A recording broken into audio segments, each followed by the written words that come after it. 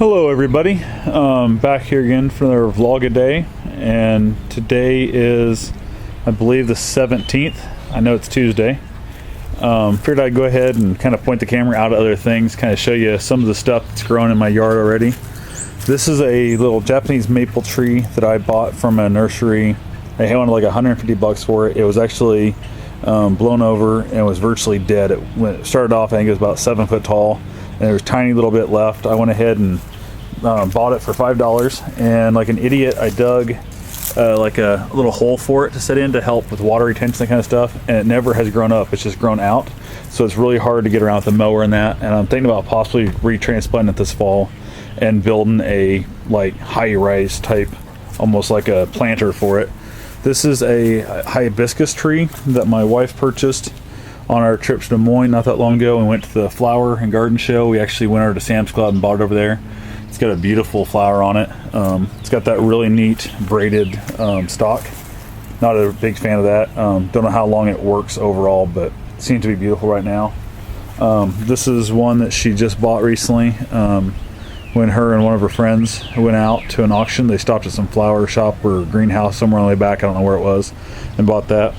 This little guy right here is one that I transplanted. That I have one right over there. I transplanted those sometime, I don't know, a week and a half or so ago. They're doing pretty good so far. I'm going to probably do a little more watering on them. These are 3 more just plants that my wife bought that are just sitting basically just in the pots on top of the planter. She hasn't got around to actually transplanting them in there yet. Going down the way here, we got our trash cans and stuff, but we got a beautiful vine here that we were worried about losing in the frost and the freeze. We covered it up real good. You can see it's got just absolutely beautiful plant, flowers on it.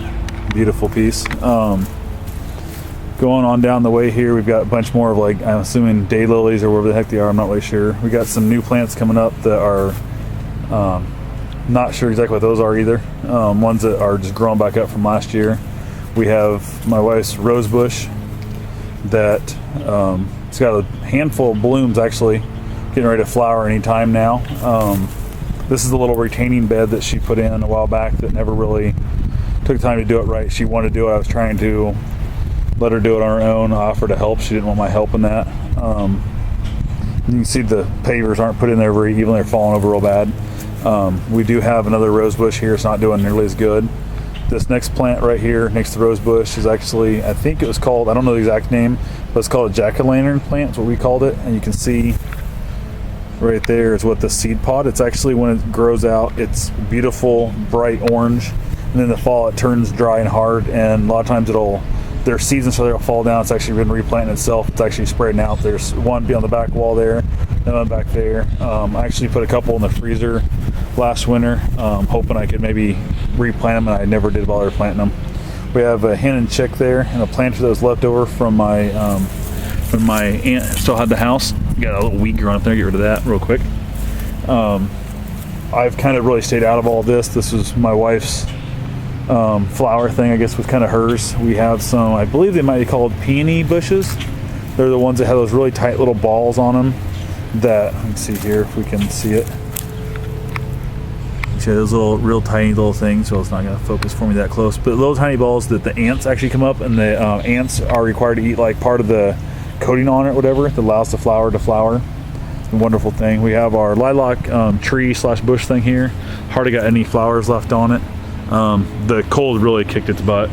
It was blooming like crazy. You can see a bunch of it on the ground here. Just all these are just lilac flowers on the ground. Kind of sucks. Some wildflower stuff coming up here. I'm not sure what's left over. I have a hibiscus that I planted down underneath there. It's doing really well. Right there, I got that. I think that was like one of the ones that was gonna die from way before. That was like 50 cents at the greenhouse or whatever. Coming back around the backyard, we have our little dog kennel that my wife only put up for the dog that we never did use. I took out a couple railings there for him to get through and never did bother. I don't know, I guess she couldn't figure out what kind of ramp she wanted for him and that kind of stuff, so it never got used. This is a couple evergreen trees, I guess, shrubs where they are, that I bought. I kind of put in opposite of the deck here. You can kind of see, basically just something to kind of anchor the backyard a little bit. I was hoping they'd grow a little more than that. They've been there for, I want to say, I don't know, I guess 4 or 5 years, probably maybe longer. The little rabbit right there is a little thing my neighbor cut out for his front flower bed, and that he cut out a handful of those and gave one of those to my wife the other day. It's kind of giving her a hard time about how she talks with her hands, because she's does a lot of the motion stuff when she's talking. You can see my wife's cat, I don't know if you can see it or not, up there in the bathroom window there, looking out, watching me. We have some flower hangers, some bird feeder hangers, that kind of stuff. I also have a bird feeder right here that I mounted on the dog kennel. It's actually got a mechanism inside it that'll close when the squirrel jumps on it, but it's heavy enough the birds can sit there and eat. It's kind of anti-squirrel one. Don't know how well it works, but also on back here in the yard, my tree here is, I think it was a dogwood, I believe. It's almost all the flowers are gone off of it.